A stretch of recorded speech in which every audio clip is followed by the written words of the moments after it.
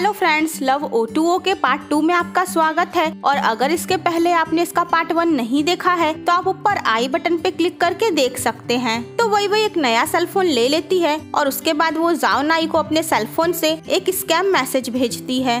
तो वही को ऐसा लगता है कि जाओ नाई उसके स्कैम मैसेज से बेवकूफ बन जाएगा और उसे पता नहीं चलेगा कि वो मैसेज उसी ने भेजा है। और उसके बाद वो जाओ नाई के ऊपर गुस्सा होगी और वो ये डे ड्रीमिंग भी कर लेती है कि जाओ नाई ने उसके मैसेज को डिलीट कर दिया होगा। लेकिन जाओ नाई को बेवकूफ बनाना मुश्किल ही नहीं, लगभग नामुमकिन है। तो जाओ नाई उसके मैसेज का रिस्पॉन्स भी कर देता है और जिसके बाद वही उसे कॉल करती है और उससे पूछती है कि उसे कैसे पता चला कि वो मैसेज उसी ने भेजा है। तो जाओ नाई उसे बताता है कि मैसेज में जो बैंक डिटेल्स दी हुई थी उसने उसका लोकेशन ट्रैक किया और उसे पता चला कि ये वही का ही मैसेज है। तो जाओ नाई ने उसके बैंक में पैसे भी ट्रांसफर कर दिए थे और जब वही इसके पीछे का रीजन पूछती है तो जाओ नाई कहता है कि वो पैसे वो उसको प्लेन टिकट खरीदने के लिए भेजा है। तो मतलब जाओ नाई से अब ये दूरी सही नहीं जा रही है और वो वही को वापस अपने पास बुलाना चाहता है। तो वही भी फौरन वापस चली जाती है और वो सीधा उसके ऑफिस पहुंचकर उसको सरप्राइज देती है। फिर आगे वही अपनी फ्रेंड जाओ लिंग के घर रुकी रहती है और उसके घर की साफ सफाई करती है। और आगे जब जाओ नाई उससे पूछता है कि वो कहाँ है तो वो उसे भी साफ सफाई करने के लिए बुला लेती है। तो दोनों घर की साफ सफाई करते हैं, उसके बाद साथ में लंच पे जाते हैं और आगे फिर बारिश से भी बचते हैं। तो इस ड्रामा में गेम रोमांस और कॉलेज रोमांस के बाद अब ऑफिस रोमांस भी शुरू हो जाता है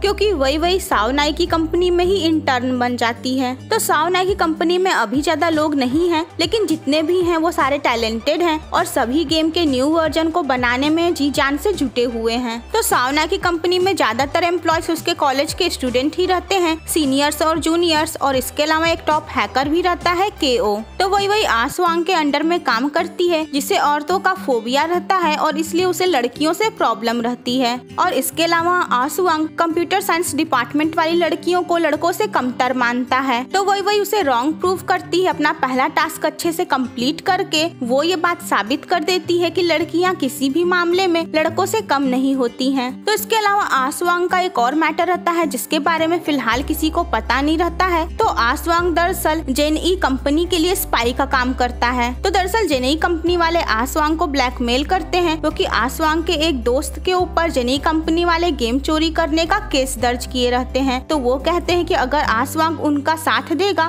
तो वो केस वो उसके दोस्त के ऊपर से हटा लेंगे। तो इसीलिए आसवांग जाओ नाई की कंपनी के न्यू वर्जन के गेम के बारे में सारा अपडेट्स जेनई कंपनी वालों को देता रहता है। तो अर्शी भी वही के साथ रहने आती है क्योंकि वो भी जेनई कंपनी में इंटर्न बन गई रहती है और साथ ही वो साओ गुआंग के कैट का भी ध्यान रखने का जॉब करती है, इसलिए क्योंकि उसे साओ गुआंग का कर्ज चुकाना रहता है। तो दरअसल साओ गुआंग और अर्शी को कॉलेज में एक डॉक्यूमेंट्री फिल्म बनाने का काम मिला था और आगे दोनों जब रिकॉर्डिंग चेक करने के लिए एक दूसरे से कैमरे की छीना झपटी किए थे और कैमरे को सूप में गिरा दिए थे, जिसके बाद कैमरा खराब हो गया था और साओ गुआंग ने दोनों की तरफ से हर्जाना भरा था। तो अब अर्शी को साओ गुआंग का वही पैसा चुकाना रहता है और इसी के बदले में अर्शी साओ गुआंग की बिल्ली का ध्यान रखती है। तो वो बिल्ली अर्शी को काट लेती है, जिसके बाद साओ गुआंग उसे हॉस्पिटल ले जाता है वैक्सीन लगवाने के लिए। लेकिन अर्शी को इंजेक्शन लगवाने में बहुत डर लगता है, तो इसीलिए साओ गुआंग फिर वही को हॉस्पिटल बुलाता है। जिसके बाद वही हॉस्पिटल आती है और जब साओ नाई को ये पता चलता है कि वही हॉस्पिटल गई है तो वो भी हॉस्पिटल आ जाता है। तो वही इसके पहले बारिश में भींगी रहती है और वो बीमार पड़ गई रहती है। तो जब साओ नाई ये देखता है कि वही की तबीयत ठीक नहीं है तो वो आगे उसके घर पर रात में रुकता है और उसका ध्यान रखता है। तो आगे वही गेम की ही एक फ्रेंड डीमोंग से मिलने के लिए पर्सनली रेडी हो जाती है और आगे फिर वो उससे जाकर मिलती है। जिसके बाद ड्यूमोंग गेम में सबको बताती है कि वही दरअसल एक बहुत ही सुंदर लड़की है और उसके बारे में जो भी अफवाहें थी वो सब गलत हैं। जिसके बाद साओ जियांग की गर्लफ्रेंड और उसकी फ्रेंड्स जो कि गेम में वही से बहुत चिढ़ती हैं, वो ये डिसाइड करती हैं कि वो खुद साओ जियांग के कंपनी में जाएंगी और देखेंगी कि वही हकीकत में कैसी दिखती है, क्योंकि साओ जियांग को तो ये गलत फहमी रहती है कि अर्शी वही है और वही उसकी कंपनी में काम करती है। तो आगे वो तीनों उसकी कंपनी में जाती हैं और जहाँ पे वो तीनों अर्शी को काफी बुली करती हैं उसे वही समझकर।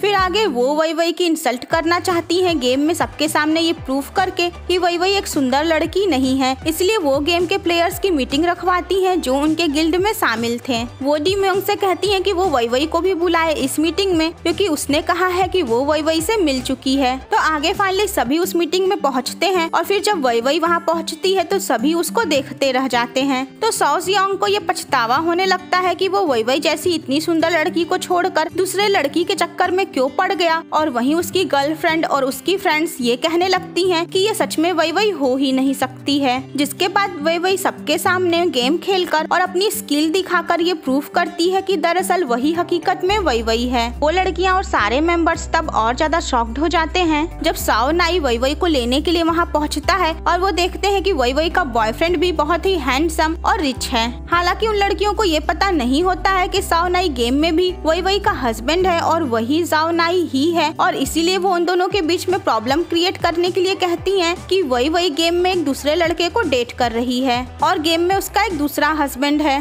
तो साओ नाई उसका एक बहुत ही अच्छा जवाब देता है कि अगर ऐसा है भी तब भी उसे कोई फर्क नहीं पड़ता है जब तक वही वही उसके साथ है। तो वही वही को देखने के बाद साओ जियांग अपनी गर्लफ्रेंड से ब्रेकअप कर लेता है और वो एक बार फिर से वही वही के पीछे पड़ जाता है। इधर अर्सी जो साओ गुआंग को गेम में पसंद करने लगी रहती है, वो गेम में साओ गुआंग को एक तलवार गिफ्ट देती है और जिसके बाद साओ गुआंग को ऐसा लगता है कि ये तो वही वही दे रही है, क्योंकि वो गेम में उसे वही वही समझता है और वो फाइनली उसे कह देता है कि वो साओ गुआंग है और तलवार से उसे मार देता है और उसे वही वही बुलाता है। तो ये जानने के बाद अर्सी दुखी हो जाती है क्योंकि वो साओ गुआंग को गेम में पसंद करने लगी रहती है और उसे पता चलता है कि साओ गुआंग गेम में उसे वही वही समझकर उसे पसंद करता था और इसी वजह से अर्सी वही वही से नाराज हो जाती है। फिर आगे वो जब ऑफिस जाती है तो उसे साओ जियांग से ये पता चलता है कि उसे इस नौकरी पे बस इसी वजह से रखा गया है क्योंकि साओ जियांग को ऐसा लग रहा था कि वो वही वही है। जिसके बाद अर्सी और भी ज्यादा दुखी हो जाती है और वो वही वही से काफी नाराज भी हो जाती है क्योंकि उसे ऐसा लगता है कि वही वही तो सुंदर भी है, स्मार्ट भी है, इंटेलिजेंट भी है, लेकिन उसे अभी तक जो कुछ भी मिला वो सिर्फ वही वही के नाम की वजह से ही मिला। इधर ईरान को अपने फ्रेंड के सेलफोन में साओ गुआंग का वही वाला वीडियो मिल जाता है जिसमें साओ गुआंग को गलतफहमी हुई थी और वो कह रहा था कि वही वही तो डबल डेटिंग करती है।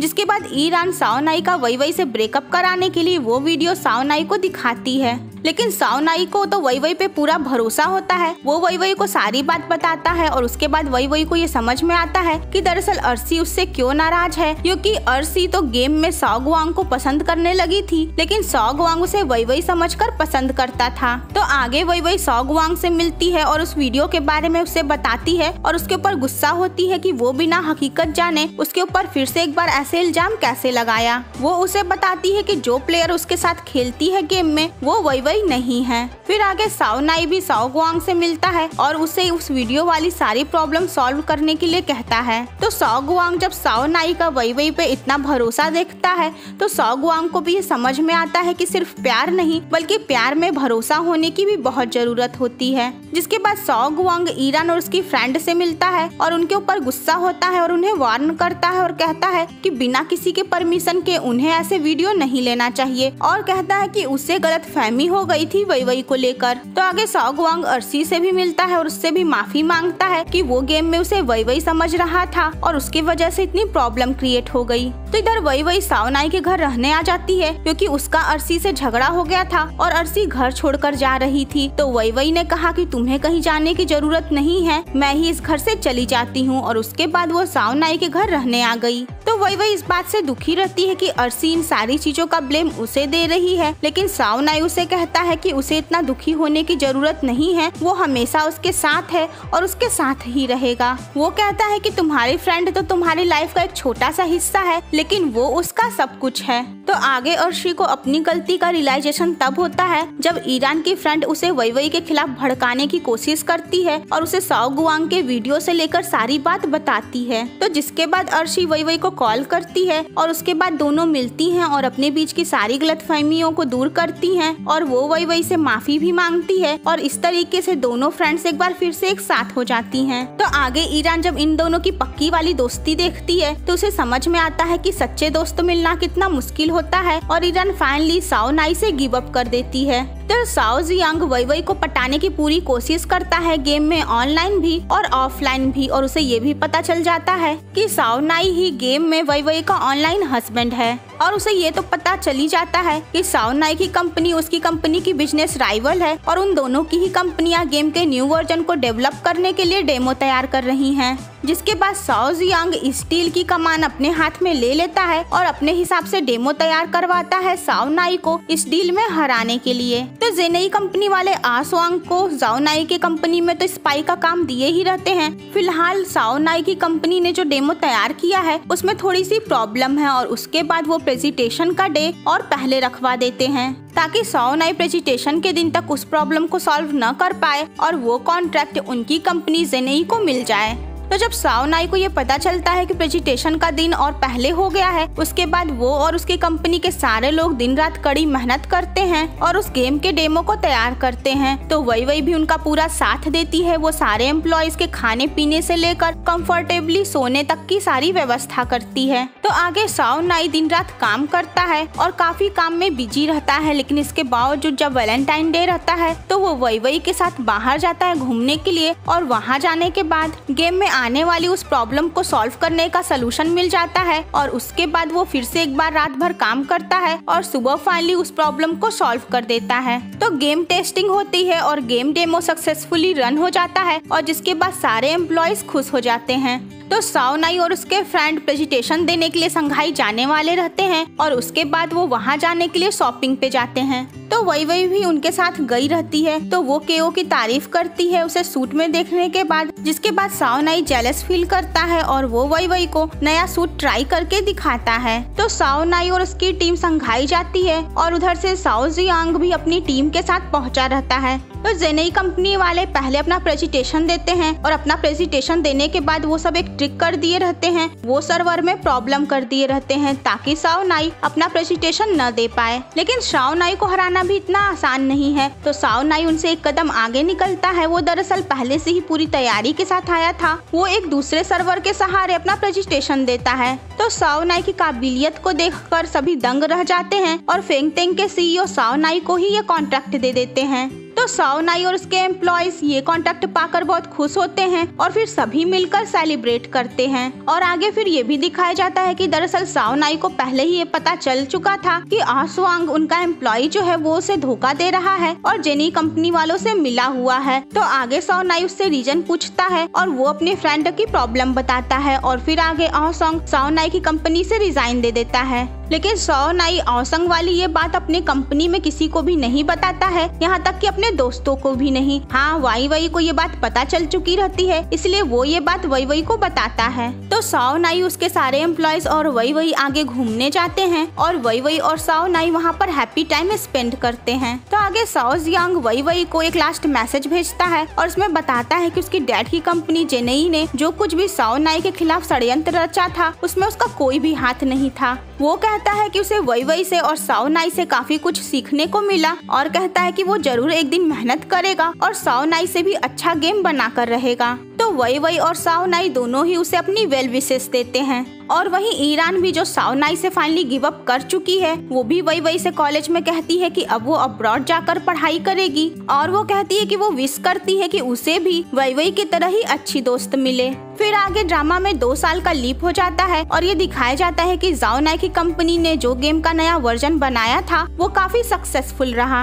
और साओ नाई और उसकी कंपनी इस सक्सेस की वजह से काफी फेमस हो चुकी है। और वही वई वई और उसकी फ्रेंड्स ग्रेजुएट होती हैं और उनके ग्रेजुएशन डे वाले दिन साओ नाई अपने इंटरव्यू के बाद वहाँ पर पहुँचता है तो दरअसल जाओ नाई ने इंटरव्यू के दौरान वही वही को अपनी फियांसी क्लेम कर दिया था और वही वही ये बात सुनकर काफी सरप्राइज्ड हो गई थी। और वहीं इधर अर्शी और सौ गुआंग की लव स्टोरी एक बार फिर से शुरू हो जाती है और इस बार बिना किसी गलत फहमी के। तो साओ नाई वही वही से मैरिज करना चाहता है और इसीलिए फिर वो आगे वही वही के साथ वही वही के पेरेंट्स से मिलने जाता है। तो वही वही की मॉम तो साओ नाई का हैंडसम लुक देखकर ही उससे काफी इम्प्रेस हो गई थी, लेकिन उसके डैड को मनाना थोड़ा सा मुश्किल था। तो उसके डैड साओ नाई की हर तरीके से टेस्ट लेते हैं और देखते हैं कि जाओ नाई तो हर चीज में परफेक्ट है। तो आखिरकार जाओ नाई उन्हें भी मना ही लेता है। फिर दोनों के पेरेंट्स मिलते हैं और इन दोनों की मैरिज फिक्स हो जाती है। तो आगे वही वही की फ्रेंड्स वही वही और जाओ नाई के नए अपार्टमेंट में आती हैं वही वही का वेडिंग ड्रेस देखने के लिए। वो सब जाओ नाई का अरेंजमेंट देखकर काफी इम्प्रेस होती हैं। तो जाओ नाई वही वही से ट्रेडिशनल वेडिंग करने वाला रहता है और वही वही की ड्रेस भी ट्रेडिशनल रहती है, ना कि मॉडर्न व्हाइट गाउन। तो जाओ नाई वही वही को ट्रेडिशनल वेडिंग अटायर में देखकर काफी खुश होता है। फिर आगे वो वही वही को अपने नए ऑफिस ले जाता है। तो दरअसल जाओ नाई ने ये अपना नया ऑफिस उसी इंटरनेट कैफे की जगह बनाया था जहाँ पर उसने वही वही को पहली बार देखा था। जाओ नाई उसे बताता है कि वो इसी जगह बैठकर गेम खेल रही थी जब उसने उसको पहली बार देखा था। तो वही वही उससे पूछती है कि क्या उसे उससे पहली नजर में ही प्यार हो गया था। तो जाओ नाई कहता है कि अगर उसे पता रहता कि आज का दिन आएगा तो वो जरूर पहली नजर में ही उससे प्यार करने लगता। तो वही वही और जाओ नाई दोनों ही एक दूसरे के साथ काफी खुश रहते हैं और इस तरीके से इस ड्रामा की हैप्पी एंडिंग होती है। तो फ्रेंड्स, आपका इस पॉपुलर ड्रामा के बारे में क्या थॉट्स हैं उसे कमेंट बॉक्स में लिखना मत भूलिएगा। और आई होप आपको ये वीडियो पसंद आया होगा, तो लाइक शेयर और कमेंट जरूर कीजिए। तो मिलते हैं एक नए वीडियो के साथ, तब तक के लिए bye bye and take care.